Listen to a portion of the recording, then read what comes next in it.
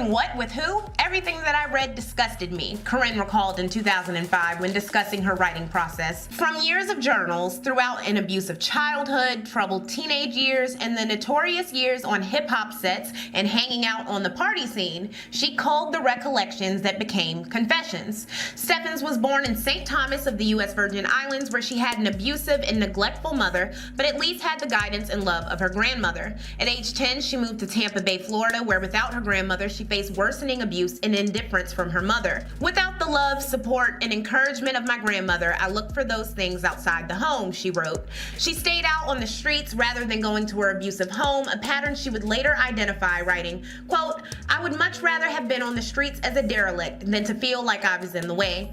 At age 13, she was raped by the friend of her friend's crush, an emotionally devastating event that was made worse by her mother blaming her for the rape. Quote, "She began to punch and kick my head, neck, and chest. She screamed, 'You smell like sex. You're disgusting. Go take a shower.'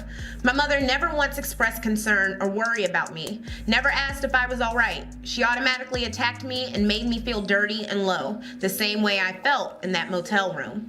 Her mother then made her take a scalding hot shower. After a few years of abuse that eventually led to fighting, threats, running away, and staying with her father and his extended family, Karrine became homeless in Arizona at 16 before dating a man whose mother introduced her to stripping. At just 16, she became Yzette Santiago and began pulling in thousands a night and began mingling with Arizona Cardinals football players. At 17, when she was out as a private dancer, she began dating Kool G Rap, who was 27. He was abusive, insisted Karrine call him daddy, and very soon she was pregnant. He remained abusive throughout the pregnancy, and without a job or money, Karrine was dependent on the increasingly irrelevant rapper. Eventually, she escaped him and later dropped her son off with him on a sidewalk to move unencumbered to LA, where she began fucking Ice-T and Ja Rule. The former she credits with introducing her to the LA social scene. The latter is how she got her nickname, Superhead, which initially began as an inside joke. She also really wanted Fred Durst, who told her, "Make me come and I'll marry you," before hitting and quitting. She also began dating the just-turned 18 Ray J when she was 21. It was during this period that Karrine did a lot of running between all of these men looking for affection and acceptance. But it was her drug-fueled relationship and breakup with Ja Rule that really impacted her. After being triggered by a Father's Day article detailing Ja Rule's wife's second pregnancy, she got jealous and made a scene in a club. He dubbed her, and shortly after, Hype Williams scouted her to be in her next video, Jay-Z's Hey Poppy. Karrine quickly made a name for herself, though she was known as Yzette. She wrote, quote, "I did the most outrageous things possible while the other girls proudly sported modest full-back bikinis and one-piece bathing suits." She wrote, "The majority of girls on video shoots are reserved and are there strictly to do their jobs." Jay-Z was exceedingly nice to Karrine, and she went on a ride with him. After the chauffeur parked and exited the car, she wrote, quote, "Jay pulled out his penis, covered it with a condom, and placed his hand on the back of my head," Karrine rationalized. "I was being a good girl, thanking him and proving my worthiness of the kindness he had shown. I was doing what I had been taught." At her next video shoot, titties out and glistening with oil, Karrine basked in the attention and hatred from her fellow video girls. "Knowing all the other women hated it heightened my excitement and made me want more of this sort of attention. I never really had girlfriends, so the idea of not getting along with the other girls on set was not a deterrent for me." The next chunk of the book explored Karrine's wild and unexpected behavior on set, exploitation at the hands of major players like Irv Gotti, drug use, and more transactional relationships, like with Shaquille O'Neal. She wrote of Irv, "I was his party favor, and I became the new form of payola with label and radio heads. Whenever there was someone who Gotti wanted to impress, he would send me to them and I would take care of them." As her drug problem worsened, she blew her money on an apartment she barely slept in, 3 leased cars, around-the-clock nanny, and drugs. 4 months after she had appeared in A Man Apart with Vin Diesel, she was broke. "I had been around the rich and famous so long, I actually began to believe I was one of them," she recalled. She came home one day to an eviction notice and all her luxury cars were gone. She went through her list of men calling for help and none helped. She spent the next 9 months homeless, living with her son in a car, stripping and escorting. It might be around this time that she appeared in a porno with Mr. Marcus, who distributed the film years later after Confessions dropped. She eventually got back cool with Irv Gotti and the Murder Inc. camp before having a drug-induced seizure and again following the same patterns. She wrote, All my life, I have been running from one form of abuse to another, and now I was the one abusing myself. So she prays and two men come to her rescue. God apparently sends her a 70-year-old Japanese food-loving sugar daddy who gave her $2,500 every Sunday and convinces her to stop stripping. The other was a man who pursued her romantically and helped her get stable housing so she could stop living out of hotels. Now I'm going to stop summarizing because I've already given quite a bit of spoilers, and if you choose to read or reread this book, the ending isn't ruined for you. There are a lot of solid points about self-esteem and abuse in the book, but this story is about Karrine Steffans, the part-time video vixen, not all video vixens. She was in a few hip-hop videos, but most of her book was about escapades and dates with powerful men in the LA party scene.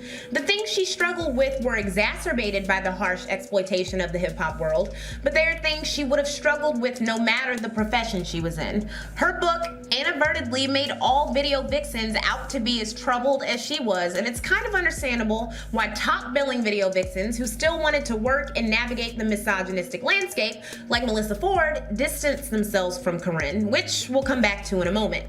Karrine noted that sex between video girls and rappers was not the norm, but that they were susceptible to the advances of casting directors, crew, and entourage members. The misogyny hurled at Karrine was simply a confirmation of everything already believed about video girls, even the so-called good girls like Melyssa. We've had to listen to rappers brag about their conquest for ages in their music. Karrine is the first female to flip the script and brag about her conquest with actual names, and that's making a lot, and I do mean a lot, of people uncomfortable, a gossip blogger was quoted in a 2005 review. Uncomfortable with the coercive sex, sexual assault, inebriated sex, pimping, etc. Uncomfortable with the poverty, reproductive coercion, and financial and physical abuse that goes unchecked in the book? No, because that was not the conversation being had about confessions. The conversation was harsh, but it was about Karrine and her choice to name names, and not the men who often took advantage of her. People expect me to be ashamed. And all my life, I've been expected to be ashamed of who I am. And I'm not, and I think that it bothers a lot of people that I'm not ashamed. And a lot of us spend our lives being ashamed of who we are and what we've done and are afraid to share that with our children. It doesn't bother me that you're not ashamed. I admire the fact that you're not ashamed. I think what bothers me is that I think you are a very smart woman, you're very articulate, and I think you do know exactly what you did. And you knew that naming names would be the thing that makes the press, because you were attracted to that. You're attracted to names, you're attracted to celebrity, and I think you do understand that naming these names means that you know, this is gonna get attention. Most of the men in the book never responded to allegations, except for notably Bobby Brown. He said, Karrine is a liar. I should sue her, before switching gears and saying, nah, I'll just leave her alone. In barbershops and beauty salons, on radio and talk shows, Karrine was looked at as a hater, a liar, scandalous, and/or a snitch. I don't know, Karrine, you have angered a lot of folks and a lot of folks' wives. I think a lot of people are uncomfortable, but the things that I left out are way bigger than the things that I put in. But you keep running from stuff. Like, I wasn't even gonna get at you like that. You know what I mean? But you got problems, B. You can't keep running. Karrine's explosive book and her decision to name names has made her public enemy #1 in the hip-hop community. Peace, Superhead. I'm glad you're doing good with your book, girl, but you're living dangerous. Chill out. That's just, wow. Whew, I feel bad for those dudes in that book. Her whole point is she's selling a product, so she's doing whatever she can do to make money and to get notoriety. My thoughts on Karrine Steffans is that she talks too much. She's basically talking about everything that goes on behind closed doors. That's why they're behind closed doors. That last clip is basically a gigantic seal of verification that Karrine's horrific experiences were the truth. These quotes demonstrate the misogyny she faced from men, but the pushback from her fellow video vixens was also fierce. Many were eager to emphasize that while they shared the same widely criticized and maligned job as Karrine, they were not addicts, not sex workers, and not promiscuous like her. Though it was their job to be sexy, elicit sexual arousal and responses from men for money, and wear little to no clothing, protecting a sense of morality was important, especially in the super slut-shamey 2000s climate I can't believe I personally survived. Said Melyssa Ford, I was raised with a certain moral and value system. I was always vocal about my representation. If there was a role that seemed salacious, I would work to get it redone. I was never the good time girl on set.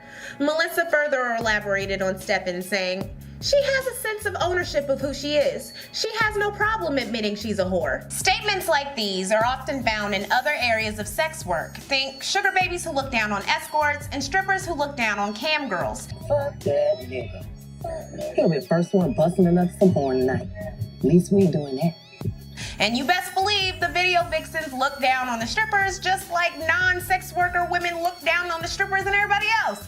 This is whorephobia, the main reason why many people read confessions and walked away feeling like dehumanizing video girls was okay. If no whore is safe from dehumanization and we can all be whores, it would behoove all women to stop putting each other on a totem pole. But this is not a conclusion that Karrine arrived at. Instead, she marketed her book as a cautionary tale and an expose of video girl lifestyles, with her own self-esteem issues and unresolved trauma at the center of the narrative. In interviews, the book seemed to function as a form of therapy and catharsis, in which she was able to look back on her past and reckon with her mistakes. When asked about the men sending her up to $10,000 a month in exchange for sex and whether or not she felt like a prostitute, she said, "Absolutely. I think I have sold so much of myself for so little."